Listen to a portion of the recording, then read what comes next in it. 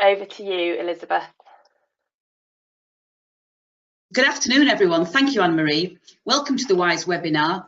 I am Elizabeth Bonfield, as Anne-Marie said, and I currently work as an executive coach and trainer with Skills4, one of the WISE members. But I'm also the first female director of BMPCA, a trade association for manufacturing companies sharing business expertise. Many of our members you will know, such as Siemens and Daniele. My previous career history of managing vocational awarding bodies in the engineering, manufacturing and building services sector, where on a daily basis I was involved in mentoring and coaching for colleagues, peers, direct reports, as well as running the business. This enables me to contribute fully today and share my experiences. When I moved into working in a new sector in the steel area, mainly in South Yorkshire, I was privileged to have access to a couple of very senior executives as mentors. They gave me their time and their expertise to aid my development, and I will always be eternally grateful. I also hold several coaching qualifications. So now on to my next slide. Skills4 is one of the UK's leading consultants on diversity initiatives in the engineering, construction and advanced manufacturing sectors. We've worked with WISE for many years on all sorts of different initiatives. The screen lists lots of companies we work with now, and if you press it again for me, please, it will bring up some numbers at the bottom that show the last 10 years. These numbers increase on a weekly basis as more businesses invest in their women engineers. So following me, Debbie and Michelle will bring their own company experiences to life for us all this afternoon, along with ideas and recommendations for future reading and references. We are all here because of the business case. We all need to ensure there is a return on investment for development. So it's a business case, not a moral case.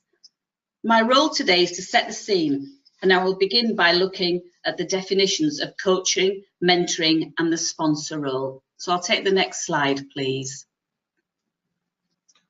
Okay, so firstly, coaching. The formal definition is partnering with clients in a thought-provoking and creative process that inspires them to maximise their potential, both professionally and personally, which is particularly important in today's complex and uncertain business environment. Coaching is becoming much more prevalent and widely used because of the results it delivers. We need to become more skilled at measuring the benefits for business to further evidence the return on investment. Forbes magazine reported this year there are an estimated 100,000 business coaching professionals worldwide. So that is the evidence here that business is getting the results it needs to move their employees forward. If you take a step back, coaching has always been considered essential in sport and is becoming more and more acceptable and widely used across UK-based companies to assist their individuals. This is the process of taking the private voice inside our heads to take responsibility and contribute positively. It's essential in our progression. Okay, so now the mentoring definition.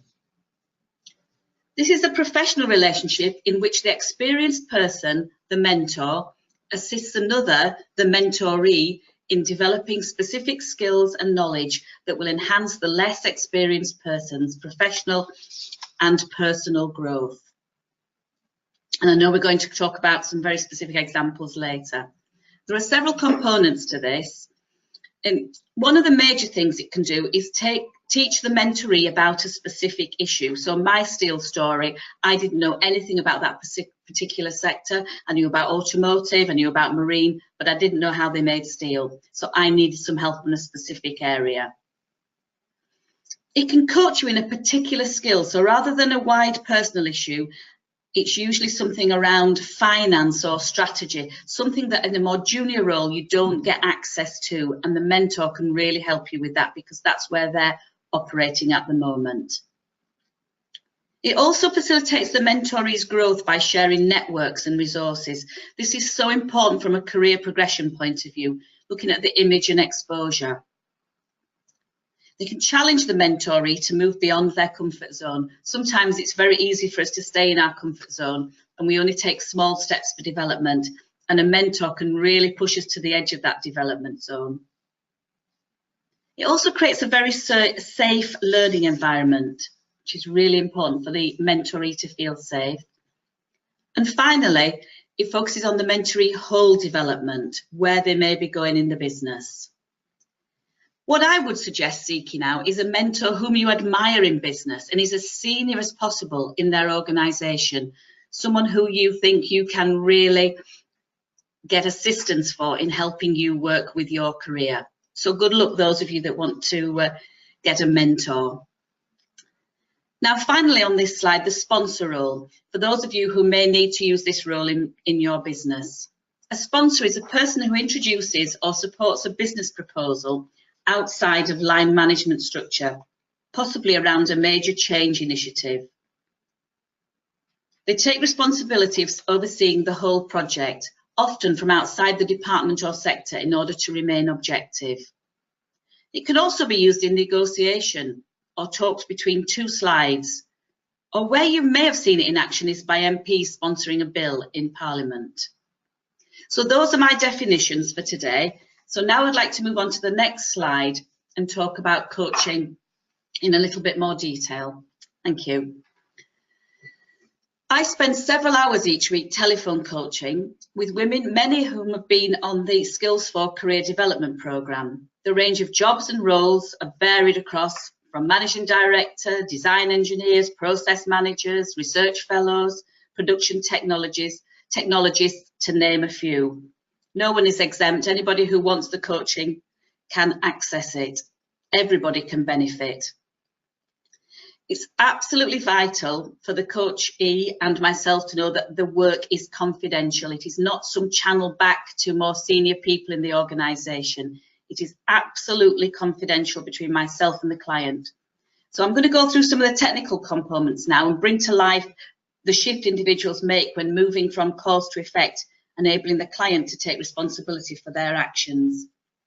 Before we begin at Skills4, we ask the client to complete a pre-coaching questionnaire to establish if they've ever worked with a coach before and what they might expect from that. We ask them to identify any burning issues they may have and complete some further background information for myself as a coach to learn a little bit more about the individual. I can't reiterate enough the confidentiality aspect of the whole relationship. It is absolutely vital. Now the technical aspects. I've broken down the components to highlight the activities involved. On this slide, I'll start with non-directional. The use of open questions. I do not guide the client or to any one particular conclusion. Rather, I guide my client to identify the direction they want to go. Those of you that have worked in lean practice in manufacturing know about the 5 whys. It's very similar to that kind of approach. My second point is it has to be non-judgmental. I never judge. I might want to sometimes, but I never judge. I had an example of someone who had an issue with a colleague that was really distressing them, causing them great pain at work. During my questioning and the session, the issue had been going on for 7 years, we identified. So coaching allowed a very old and deep-rooted topic to be discussed and thought through by the coachee, enabling them to choose their own course of action. That was very, very satisfying. The next point is clients finding their own answers. They've got to reveal the answers that the clients have within. It's not my job as a coach to find the answer. It has to come from the client with great questioning. That can take time and lots of questioning. Also, silence can be quite useful here. Sometimes people need time to reevaluate their thoughts, go through their mind. So we don't always fill the space with noise and allow for silence and for the individual to really dig deep to find that answer. Moving on from that kind of process creates a self-belief, which is the next point. When a client has the confidence to take action, coaching truly works to support them as they begin reaching their goals. This happens a lot to me whilst working with my clients. Often their careers have previously been felt to be stuck or they're falling behind, and they start to progress and take new promotions in their business. As a coach, this is the most satisfying part of the job. I call it my firework moment. So the next point is about building responsibility, cause and effect. We operate 80% at cause normally and only 20% at effect. And I want to move people to the other ratio so that they are only 20% at cause and 80% effective. This is often the biggest area of growth, moving the client to take responsibility for themselves. We've all got moans about, oh, that's how they do it here, that's what goes on. And it's absolutely essential for people to understand how much they can do for themselves. Think when you accept that you need to move from cause to effect, how it makes you feel and how the issue moves. It's really powerful. So my last point on here is it has to be the client agenda. Frequently, as my clients go through the process of self-discovery, they often realise that they need support in other areas than the one they originally sought assistance from me for. This process can lead to a change of sector or specialism. It may be technically that you move to be a project manager. It can be absolutely huge, a giant one, even changing organisations, or it can be just a small shift that actually helps them do their work. Okay, I've got 4 more points on the next slide, please. The first one here is empowers client to act. We talk a lot about empowerment. It can be an overused word, but here it is absolutely essential. In fact, I've got 10 points on coaching, and I would say they're all vital. Action is the only way to create results, and that's what coaching is all about. So the next point is client-centric. It's not about me giving advice. And as I said earlier about judging, sometimes I might want to give advice because I've had a long career and learned a lot, and I could be wise on some things. But it's actually not about that. It's about the client working through their own process of self-discovery. All I do is facilitate that as the coach. The next point is action-orientated. Coaching is about taking action to get specific results, not necessarily emotions or feelings. That action plan they create can be short. It can be something they're going to do in the next 24 hours. It can be something they're going to do in the next week, month. It could be a year plan, a 3-year career plan. But it's got to be action orientated to really get some benefits from the coaching. The last point here is future focused. Coaching is about moving forward from the present, taking action to achieve a specific goal. And finally, my comment on the bottom, it's got to be a great experience. I love my job, I love the work I do, but I really want you as the coachee to love the experience too and get everything you need from it. So summarising, there are no negatives. Clients are getting the results they want and need to progress personally and professionally. Businesses are getting focused team members who are confident in their work. I receive emails, photos, updates from my clients around the world, all who've benefited from the coaching. I was going to take some questions now, if that's okay. I have got a couple of recommendations of books which we will add to the notes at the end. There's a heavy going one called Coaching for Performance by John Whitmore. But if you want something to dip into, there is one called Top 50 Tools for Coaching. It's an older book, it's not a recent book, but it's still really useful, and it's by Gillian Jones and Ro Gorel. But we'll put that information on the slides at the end. Okay, thank you. So Anne-Marie, back to you to take any questions. Hi everyone. Thank you, Elizabeth. That was really insightful.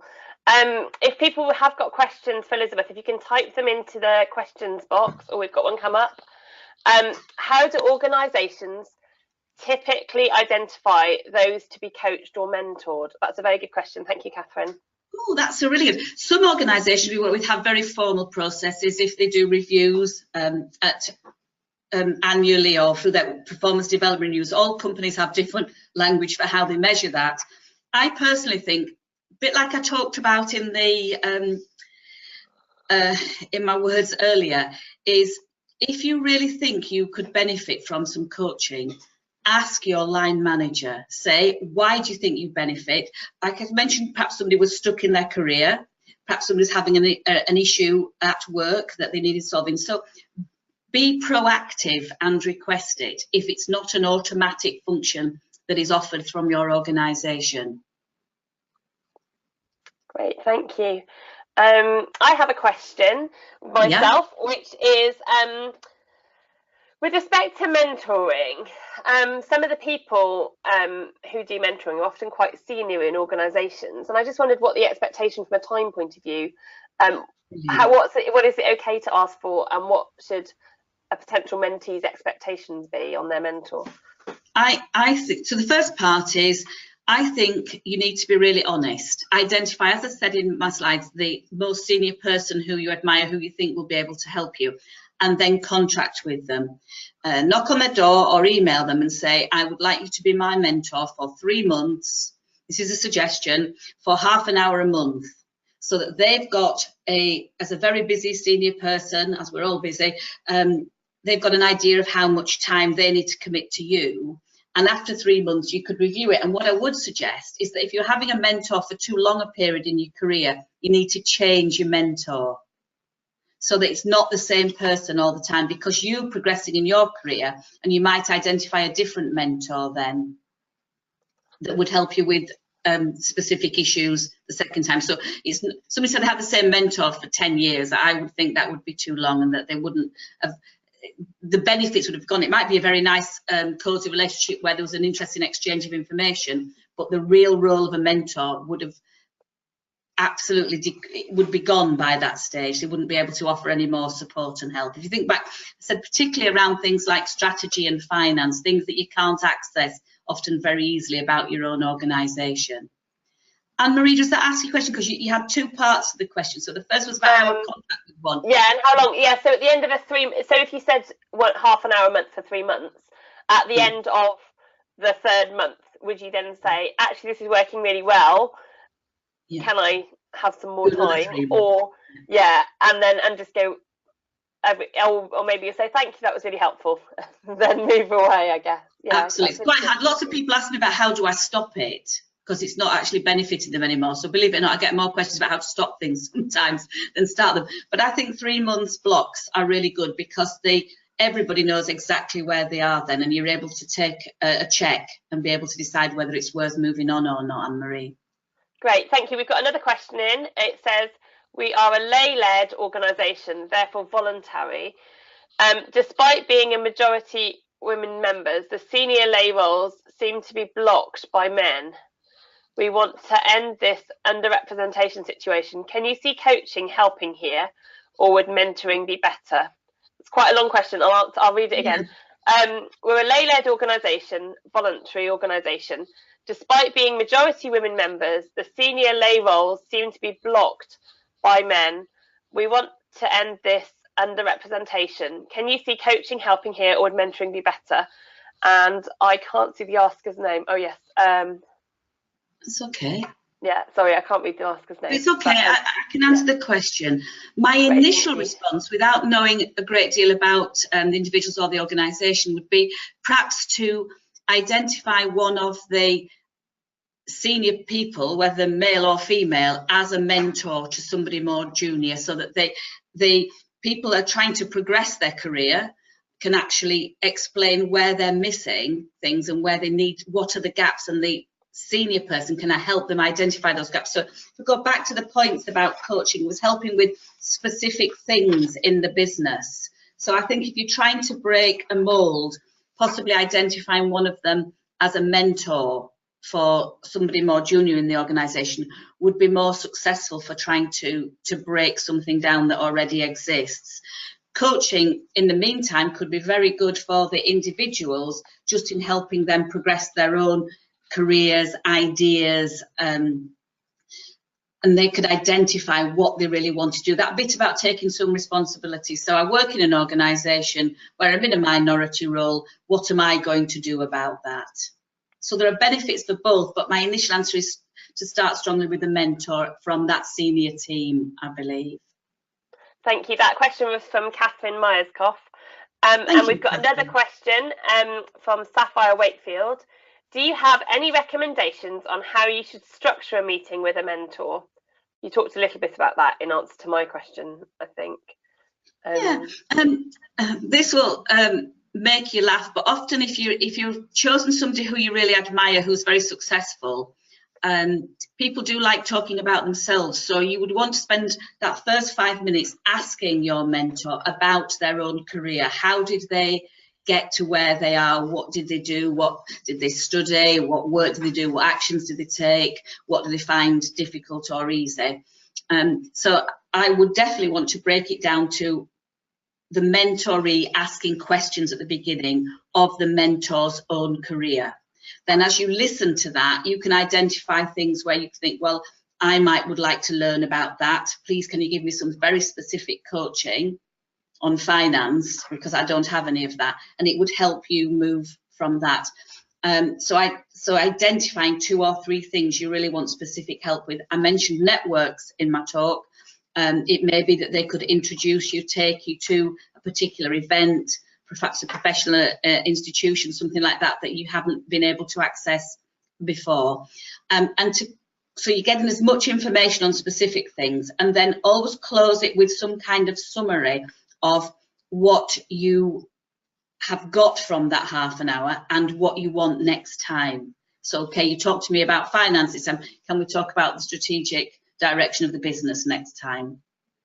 So you've got, I always find it worth planning, just putting some bullet points down to plan first before you go into that role, because people's time, yours as well as the mentors, is very, very precious. That's the one thing we're all so short of now. So the more you plan for the better. But good luck with that. I'd like to know how you go on with that one, Sapphire. It sounds like it could be fun.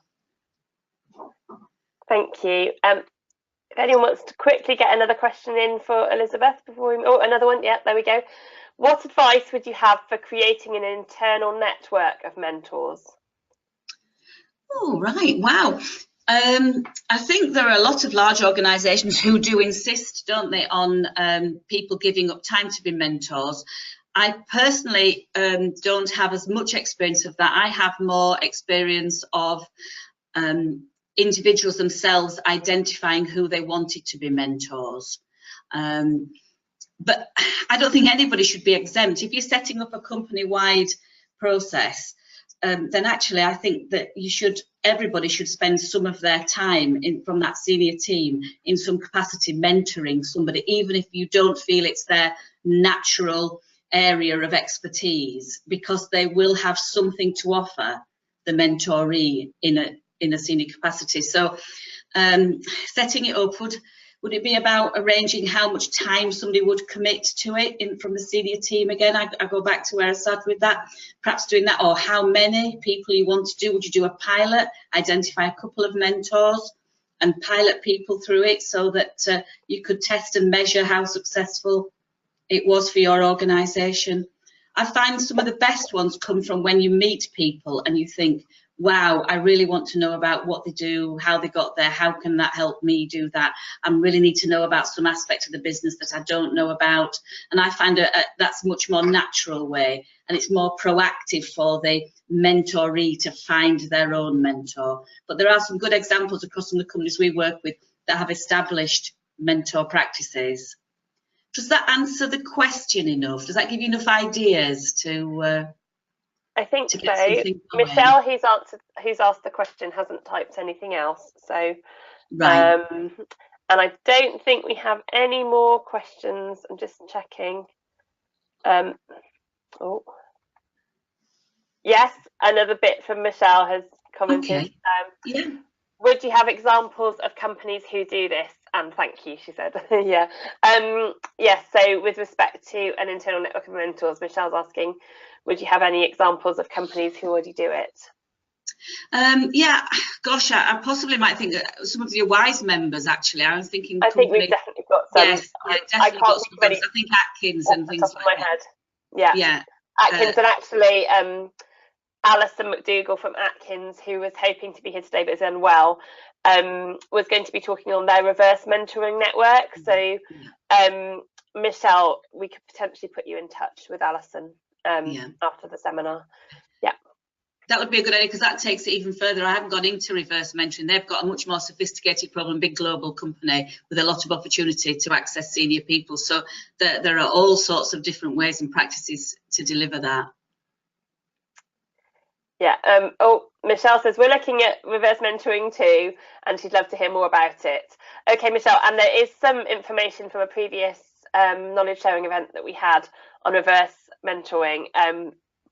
It's supposed to be on our website. It's not there right at the moment, but when it gets there, I'll make sure that we let you know. Brilliant. Okay, great. Okay, I think that's all the questions for Elizabeth. Elizabeth, thank you so much for your time.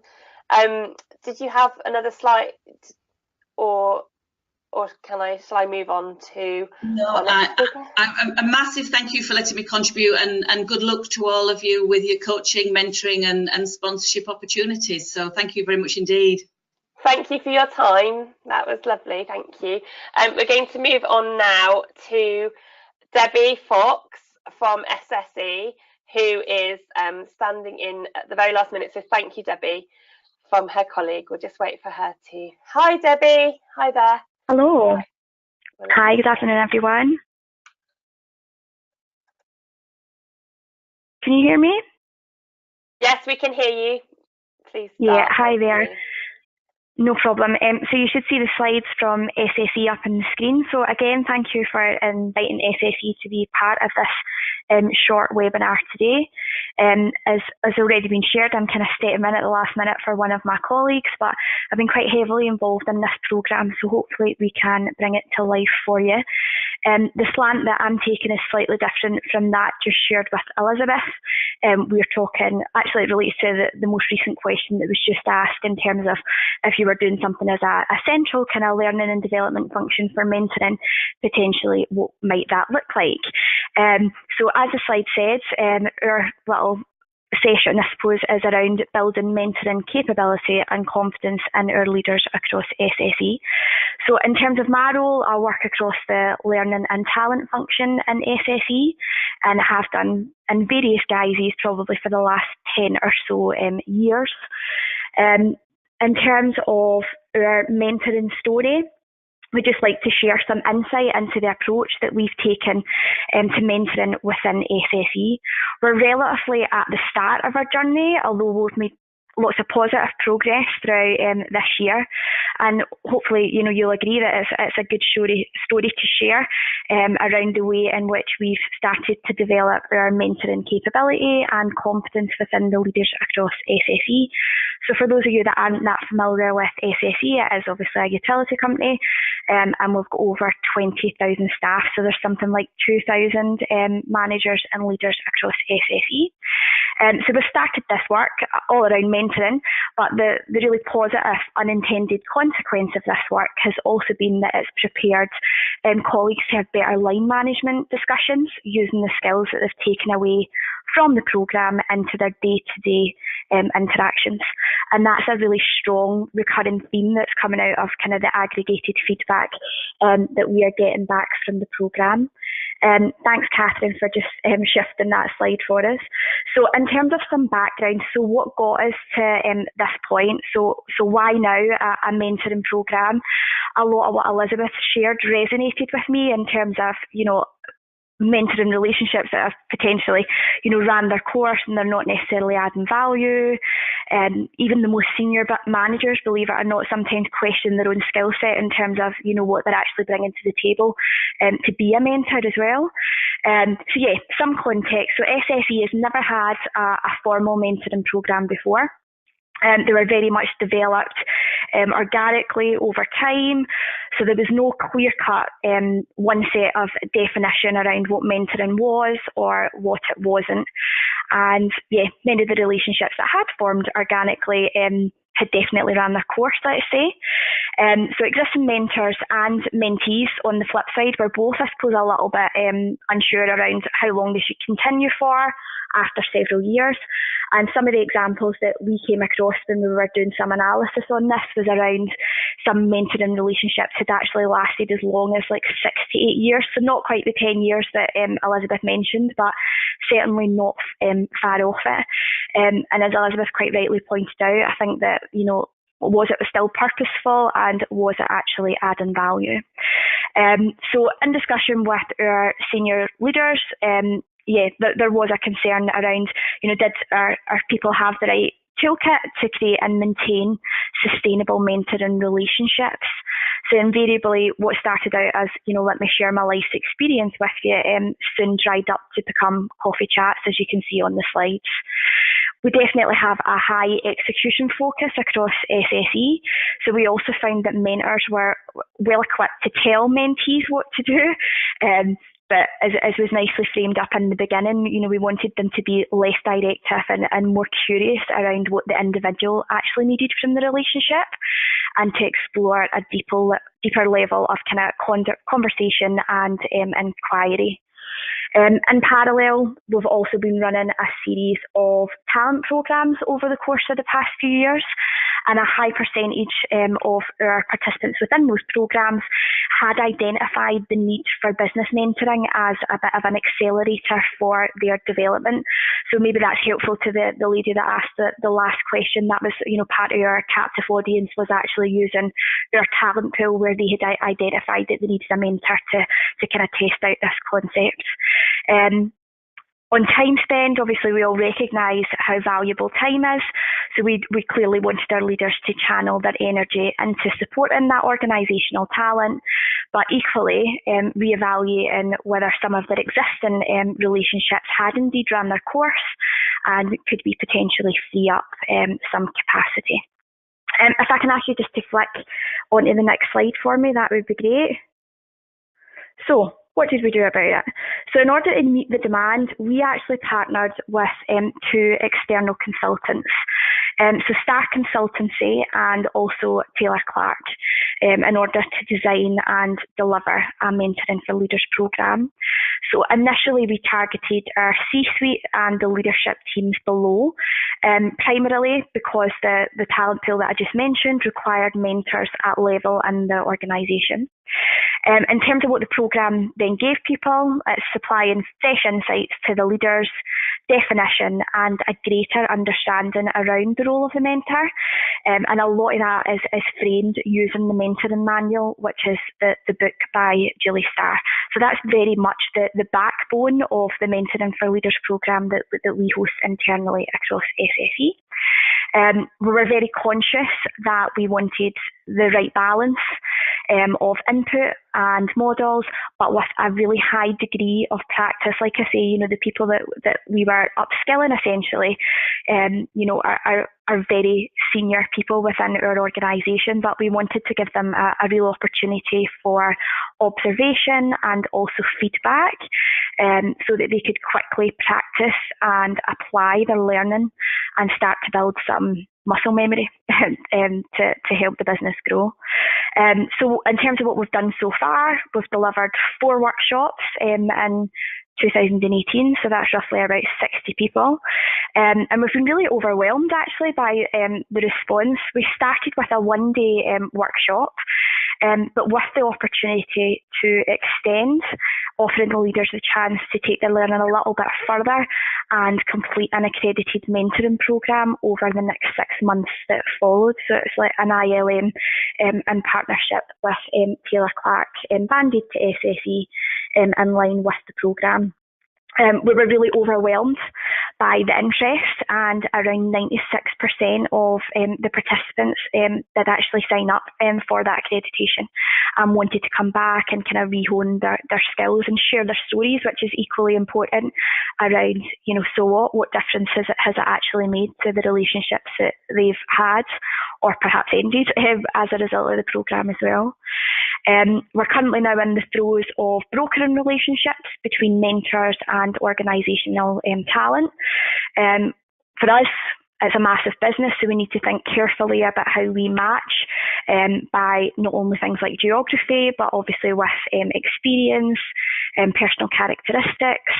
But we're in the really fortunate position that we've got the good understanding of both the talent through assessments and obviously this mentoring programme, because we've managed this very closely within a really small team. There's actually only myself and Emma that form up the talent team for SSE. 37 relationships have been brokered since June this year, and more follow kind of week on week. So hopefully that's some useful insight. If I can ask you just to go ahead and change the slide for me, that would be great. Thank you. So, in terms of, to give a little bit of a flavour in terms of the purpose of the workshop there, you can see really straightforward in terms of objectives. Thought it might just be helpful to share with you a few slides that actually bring the programme to life a little bit. So in terms of how we frame it to our leaders, we focus primarily on the 4 things that you can see. So very much focused on the role of the mentor, the key principles that obviously support it and underpin mentoring, the key skills that are actually required to mentor effectively, so touching on what Elizabeth had framed earlier. And then lastly, a wider understanding of the mentoring process and how best they can actually deploy it as well. If I can ask you just to change the slide again for me. Thank you. So you should see a visual here that's got a little star in the middle. So given our start point and, organisationally, I suppose quite a narrow perspective of what mentoring was, we used this visual to help bring to life the core focus of mentoring for people that are participating.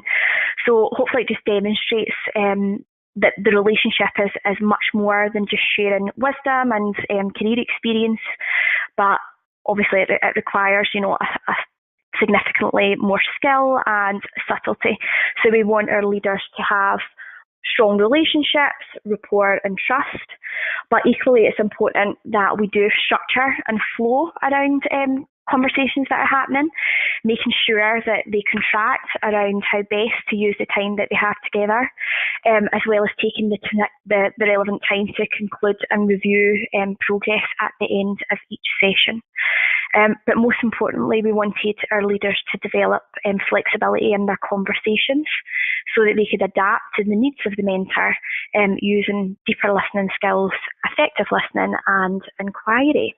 So yeah, that's a really good little visual. So hopefully that's helpful for you guys as well. If I can ask you just to flip over, there's another slide that just talks about basically a scale, which is one of the key models that we use within the programme to demonstrate the consequences, both positive and negative, of operating at either end of that scale, whether that be directive or as a non-directive. Certainly for us, we wanted to avoid creating a dependency, I suppose, between the mentor and the mentee. So obviously that's what a much more directive style of mentoring creates. We wanted our mentors to have the confidence to guide, support and create possibilities to their mentees. So yeah, this is really crucial for us. It's a bit of a cultural norm. We definitely don't have difficulty in SSE being directive, telling people what to do, but we wanted to develop more skill and confidence, which, as you can see, is on the right-hand side of the scale around support and possibility. So we designed the initial one-day workshop to ensure that we actually spent quite a large percentage of our time actually practicing this skill before thinking about how we then integrate both ends of the spectrum into successful mentoring. And if you can just bring up the next slide for me. That's lovely. If you can just click on all the annotations for me, if you don't mind, so the detail comes up on the slide. So it goes from instruction at the left-hand side all the way through to silence on the opposite side. So as you can see, hopefully our intent is by the end of the day, leaders have greater confidence in operating back and forth along that scale, influencing their mentees most effectively. And if you can just skip on in the next slide for me. So mindset is something that we definitely touched on. So the importance of the leader's mindset and helping them to operate at each end of the spectrum, and also in terms of how they think, or how they believe they can have an impact on their effectiveness to influence. So there was a quick overview of how we think and believe. We can move to a more directive slide. So I'll just leave that with you to have a read over yourself. And if you flip onto the next slide, it's got conversely how the mindset can lead to that less directive style. Thanks. So the slide that you're seeing now is just the structure of the conversation. So this model, again, we use in the workshop to structure the conversation.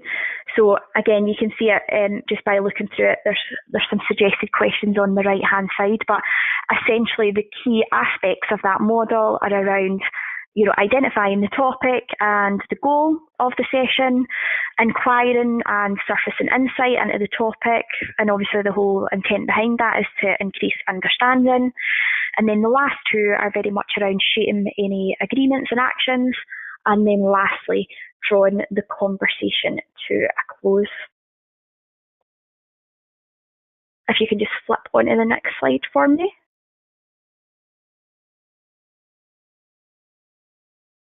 So you can see here, so we've got where to operate from. So we are in equal conversation. This person can create great solutions. This person is responsible for the results they create. Our relationship is based on respect, openness, and trust. And lastly, this person is capable of much better results than they are currently creating. So hopefully, if what you've heard today has helped you think about your own role, then you may wish to reflect on the questions just posed on that final slide.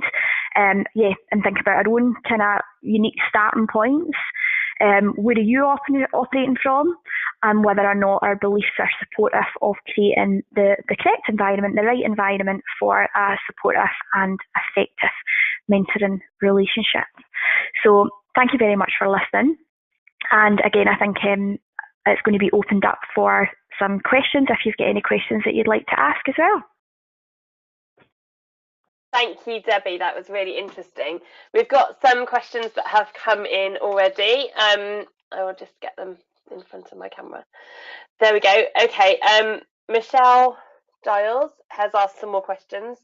How have you differentiated between the role of a coach versus that of a mentor to possible delegates? Yeah, we do actually focus quite heavily kind of on the setup. So even before people come along, there's a bit of a scoping document to give that definition, because I think there can definitely be blurred lines in people's understanding between what's the difference between a coach or mentor.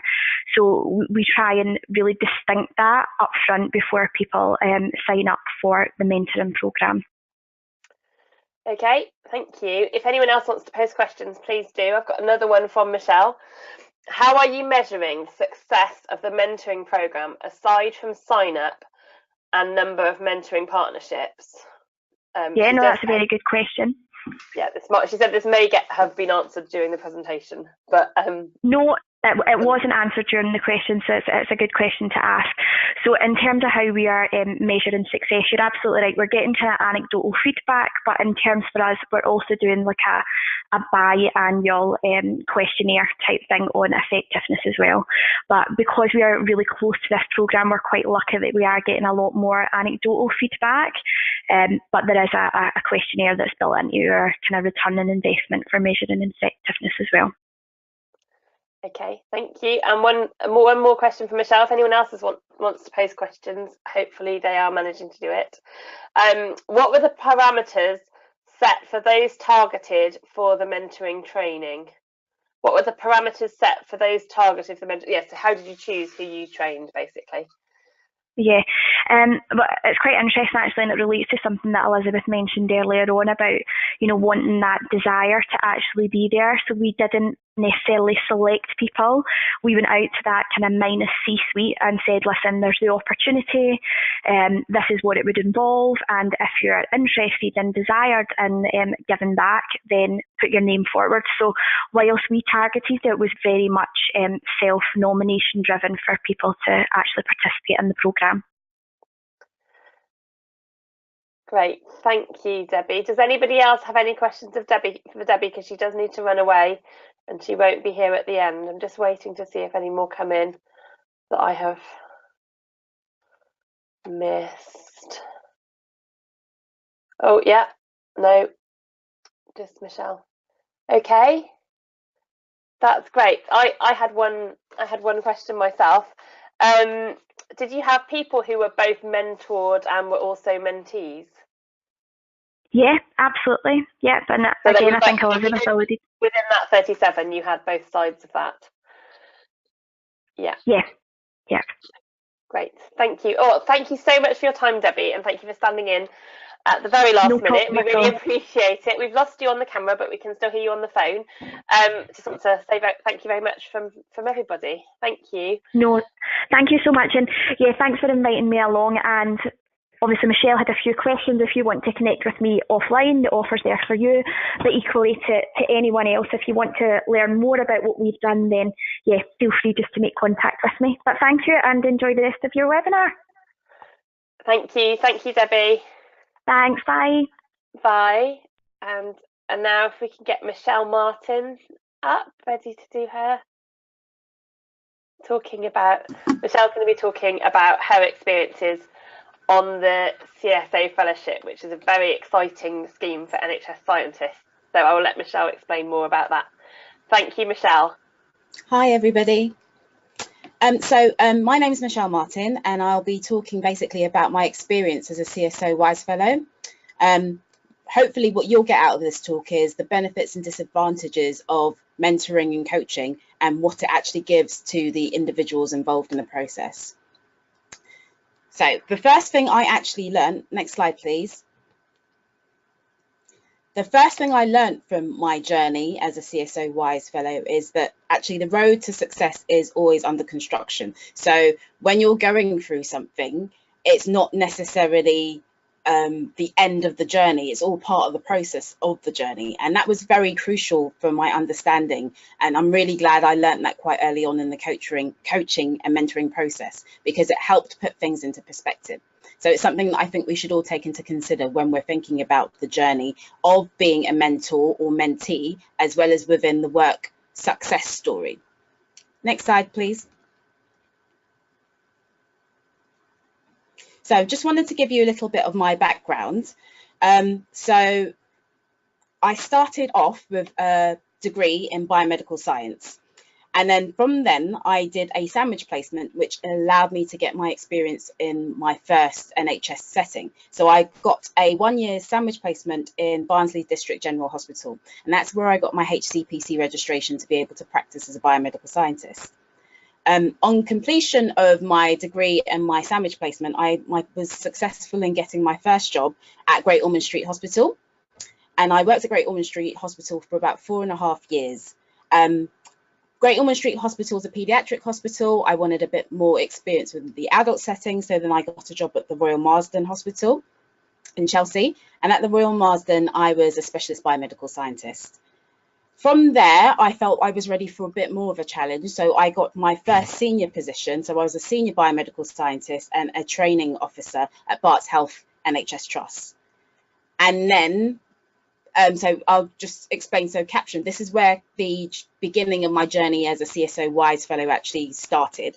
In between that time, I then I was promoted successfully into a new role as a lead biomedical scientist in haematology and blood transfusion at Barking, Havering and Redbridge University. And then within that trust, I also got another promotion where I'm now the Pathology Quality and Governance Manager and lead for scientific training. So that's just a little background to my journey. So next slide, please. Just as I've mentioned, I'm a state registered biomedical scientist. Some of you may be thinking, what do biomedical scientists actually do? So we're usually based in laboratories, working in areas of diagnosis, screening, monitoring and research. We carry out investigations on tissues, body fluid samples, blood samples, etc. And every year in the UK, we handle over 150 million samples. So it's estimated that over 70% of all medical diagnoses are based on laboratory test results. So without a biomedical scientist, diagnosis and treatment would be less effective. Can I get the rest of the annotations up for the rest of the slide? Thank you.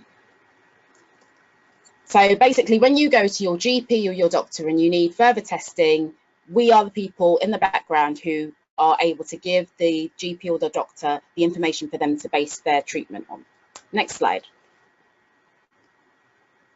So as I said, during my background, I told you about when I was working at Barts Health, applying for a CSO WISE fellowship.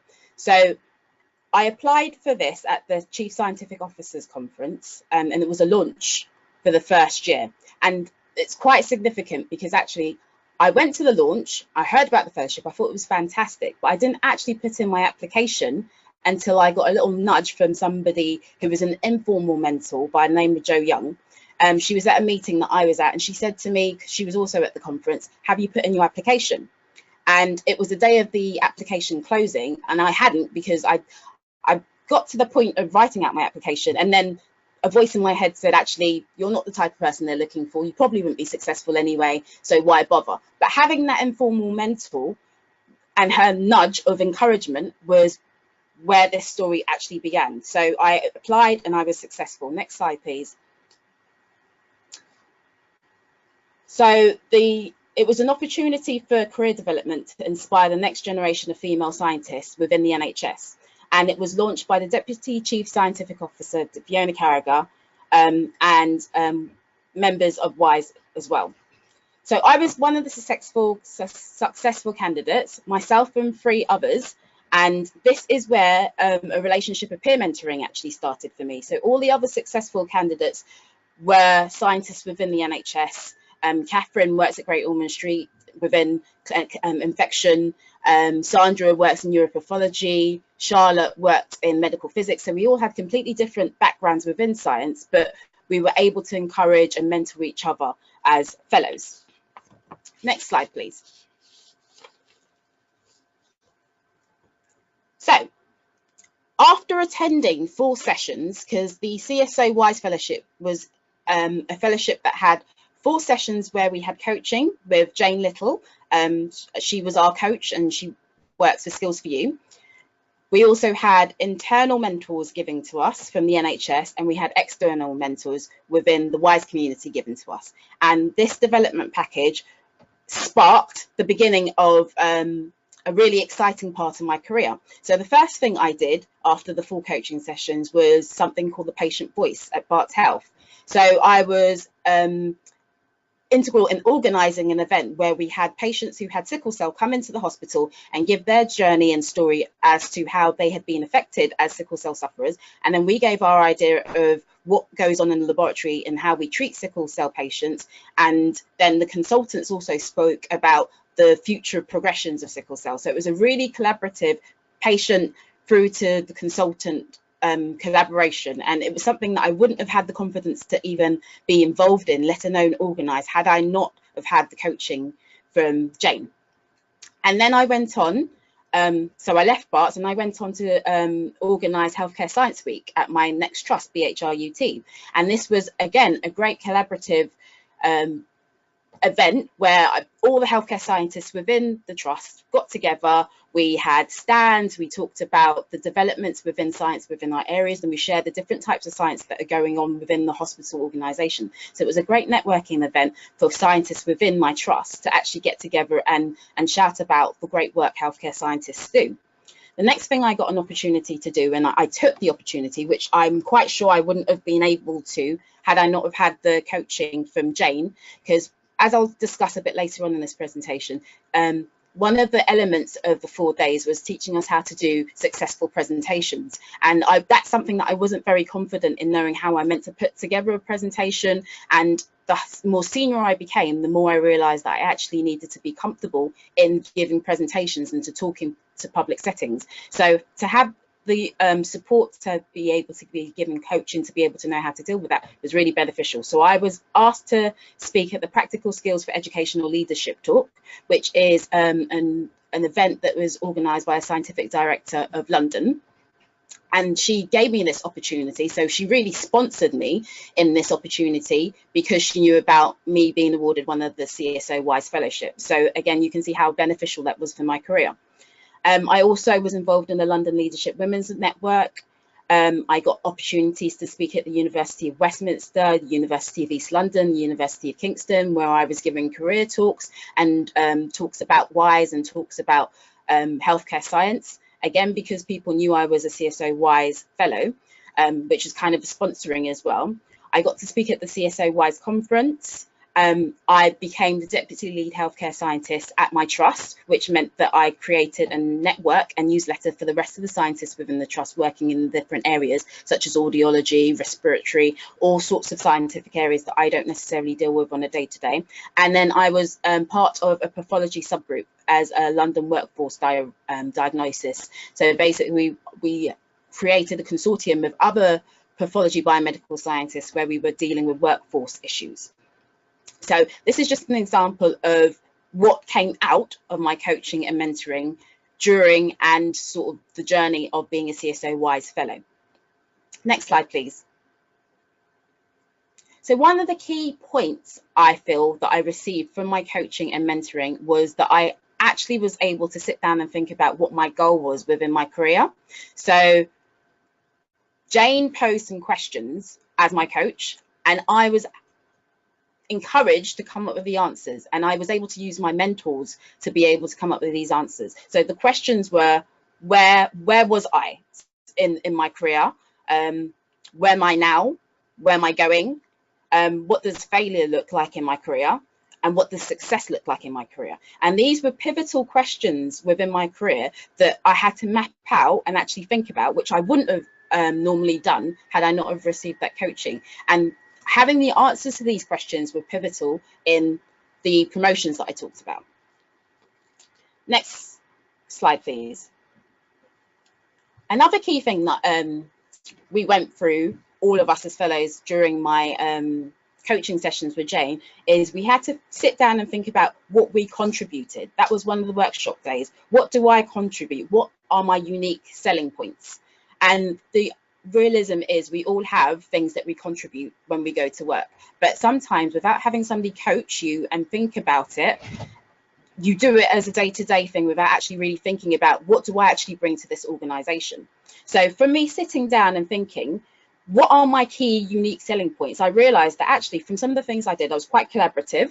I enjoyed forming networks and thinking about ways to map up and join together the healthcare scientists community. I was innovative in how I worked. So if there was ever a problem, I would be the first person to come up with a solution, or I would at least try to look for the answers. I realized that empowerment was something that was really important to me. Not only did I thrive from empowering others, I was empowered myself by people trying to empower me. So it was a really key point of my personality, which I thought was quite important, and then go on to mentor others, and in receiving that mentoring myself. I realized that I was proactive. So as I said, sometimes I don't even wait for problems. I think ahead of what could be problems, and how I actually have a passion for educational training and development of the workforce. Without having the CSO Wise Fellowship, I think I would have gone on my day-to-day without even realizing that these are my strengths. And in order to progress and in order to do well within your work environment, you have to be aware of what you actually contribute, because you need to be able to articulate that when you go for interviews, when you're selling yourself for interviews, when you're selling yourself at negotiations for your pay or other similar points, or when you're just trying to get a project within your department and you want to let your manager know that you're the best person for it. Next slide, please. And then one of the days at our coaching events in Manchester with Jane, we had a session where we had to think about, this was towards the end of the 4 formal days of coaching. I had to think about, how am I going to challenge myself? So I've been given all these tools based on the coaching principles of how to make a successful career, how to be successful in my day-to-day, but what was I going to use them? How was I going to use them to challenge myself within my work going forward? So I decided based on these questions, and the beauty of coaching is they don't give you the answers, you come up with the answers yourself. And because you come up with the answers, they're applicable to you. They're things that you can actually apply and do. So I realized that I would like to build a good team, be a leader in my own life. So if you can manage your own life, you can manage others successfully. I realized that there was something within my age that I could be a plug for the multi-generational workforce and bridging the gap. So I'm fortunate enough to work with a lot of really experienced people who've worked within the NHS for 30, 40, over 40 years, as well as being very in touch with people who are up and coming within the NHS. And I realised that being in the middle, I could be that plug for the workforce. And also that I wanted to make sure that I worked collaboratively and I shared best practice. So this is an example of me sharing best practice, sharing what I've learned from the mentoring and coaching generation challenge going forward. So these are things of how I'm always going to be trying to utilise to challenge myself. And then the final workshop was where I had to really sit down and think, what is next in my journey? Next slide, please. So summarising the sessions, the coaching sessions specifically, I had to decide what an authentic me looks like. So who am I? And those questions of what I contribute and what my skills are. I had to be able to develop confident communication. So I feel a lot more confident in how I communicate, whether it's via presentations or how I present myself at meetings or interviews. I'm more future focused now. So I actually am thinking about goals and timelines and mapping trajectories of where I expect myself to be or what success looks like, and also the skill of successful presentations. So that's what the coaching specifically delivered for me. Next slide. So all of that is really in a summary to say, what did I gain out of the coaching and mentoring from CSO Wise? The first thing is it really helped me know how to identify my strengths and weaknesses.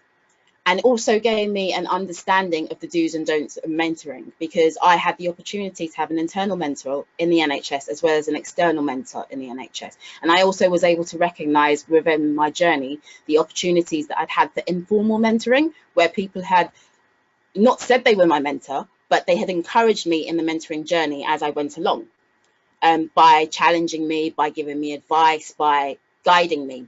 And it wasn't formally discussed as a mentoring relationship, but now I can actually identify that this person informally has been mentoring me. So the key tips I want to say really based on my journey are that when you have the right mentor, it's really obvious. Chasing or forcing the connection rarely works. So I was given some mentors, some of which didn't necessarily work that well. For whatever reason, our relationship didn't actually help my career, but it gave me the understanding of how important a mentor was. So as I said, chasing or forcing the connection very rarely works. So people who decide to mentor usually do this when they see something in somebody that they want to see grow. And I also think that you should be mindful that mentors tend to advise and sponsors use their influence to advocate for you. So I had the chief scientific officer, the deputy chief scientific officer, giving me encouragement even in my interview, that when she interviewed me, I was a band 7, a senior biomedical scientist. And she said during my interview that she didn't see me being a senior biomedical scientist for long. And her asking that question made me think, oh, really? So where could I be? So it's really important that these relationships exist and that they continue to exist to help us challenge and push each other along. Also, mentors tend to select their proteges based on performance and potential. So people tend to invest in those who stand out to them for their talent or who can benefit from help. So think about that when you're thinking about a mentoring relationship. I've gone on to mentor others because I get joy out of seeing their careers blossom as well. So it can be a two-way thing. Mentors also tend to like mentees who use their time well and are open to feedback. So be mindful of the fact that if you have a mentor-mentee relationship, that you want to be showing them it's a beneficial relationship. They're not wasting their time and you're not wasting yours. It tends to have a foundation in a professional relationship. I subtly contact my mentors, the informal ones who don't necessarily know that they're my mentors, with a thought or a question. I don't ask questions that I can find the answers to on my own, and I value my mentors' time because I have to be respectful of the fact that they're really busy people. They potentially have really stressful and demanding careers. So I'm very cautious about how I ask questions and what type of questions I ask. So pointed, well thought out inquiries can yield better results. You should do your own homework before approaching a mentor, and then you follow up after you've had some feedback so that your mentor knows the results of the discussion. Those points help the mentor-mentee relationship. And as a mentor, you tend to receive benefits such as useful information and also a sense of fulfillment and pride. So as I said, there's a benefit for both sides. What else was there? So being unsure of how to progress within your career or proceed within your career is actually perfectly normal. And this is why mentors can be of benefit, because they may have been through it themselves and they may be able to guide you and see with those outside eyes where you should be going or where they think you could be moving towards. And also that if you focus on specific problems that you have with your mentor, they can give you real solutions. So try not to be too vague with some of the questions that you ask them. Yeah, so as I've said, so mentoring relationships can be peer-to-peer relationships, as I had with my other fellows. They can be from juniors. So I've actually been mentored by the people that I'm mentoring, or people who are junior to me, because actually they inspire you to think of things or behave in ways that are slightly different to how you normally would be. And they can help you understand problems and supervise you in a non-formal way. So I would, next slide, please. I'm just signaling for a close. So we're coming to the end of the presentation. I've only got a few more slides left. And I just wanted to give people the opportunity to ask any questions before I close.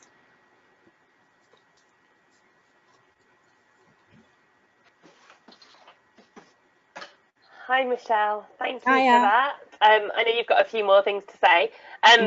Would people please post questions for Michelle? I'm looking at the questions pane just to see if there are any questions. I do have a question for you, Michelle.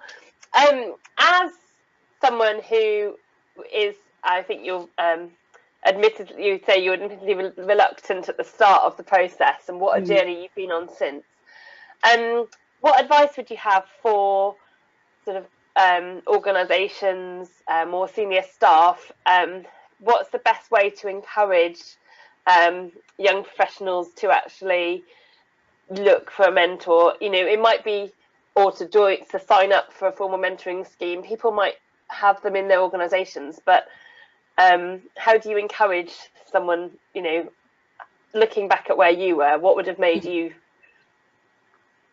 Okay, so the key thing that got me was the encouragement, that word exactly. So I think we have a responsibility, the more senior we become, to look out for talent, to look for people that we want to nurture and to encourage them, whether you see that they might not have confidence to apply for certain things, to kind of guide them in that direction. So actively looking for people that you can see potential in and guiding them towards that potential. Great, thank you. Just waiting to see if we get any more questions. Please post questions for Michelle. Just checking all the different places questions can get asked.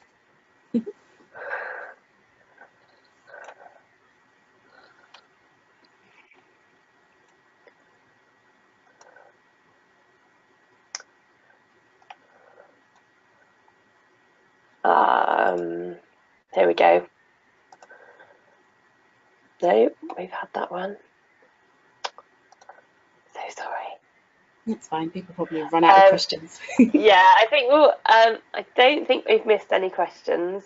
But we really appreciate the time that you've taken out today to share with us, Michelle. Hope you find it interesting. But you've got a few more things to say. So yeah. So my summary slides are. So my helpful tips and take-home messages are: you should network with specialist organisations, ones that provide coaching, ones that provide mentoring, and within your work setting. And think about encouraging mentees to create or join steering groups. Introduce a mentoring scheme, a formal mentoring scheme within your organisation, within the area that you work. Help mentees work on communication skills, researching difficult conversations and the best way to do it, because it could be a case of there's certain things that they want to get out of a mentor, but they don't have the skills or the language to be able to do it. Be generous with your time and knowledge as a potential mentor. Have goals and milestones as a message to give to your mentees. Know the field. So if you're going to ask somebody for advice as a mentee, you should have done a bit of background research yourself. Understand the requirements for entry level. So if you're looking to get mentoring into starting a particular profession, have a good understanding of what it is that you need to go, so you're not going there completely blind. Know where to look for jobs, and that's for people who need mentoring. Think about getting your foot in the door, again, as somebody who would like to receive mentoring. Utilize the links that you have, and think about social media as a way of exploring that mentoring process. And also, and next slide, please. So another thing I want to say is, for where there has been lack of an actual mentor, I have like a tribe of mentors in my head. And I think that some of these recommended readings, some of the authors have acted as mentors to me, albeit they're not people that I have contact with, but they've helped me answer some of the questions that come up in my head in terms of my career. So these are my recommended readings. And then next slide, that's pretty much my philosophy for what the fellowship has taught me. And thank you very much for listening. Thank you, Michelle. We didn't get a question, but we did get a comment saying awesome presentation. Thank you very much, Michelle. And thank you to Debbie and Elizabeth. It's been really interesting hearing about 3 different approaches and different experiences of mentoring and coaching today. The presentations, well, the webinar will be up on the WISE 10 Steps area under the sponsor female talent step within the next few days. Thank you everyone for listening, and we look forward to seeing you again at our next event. Goodbye.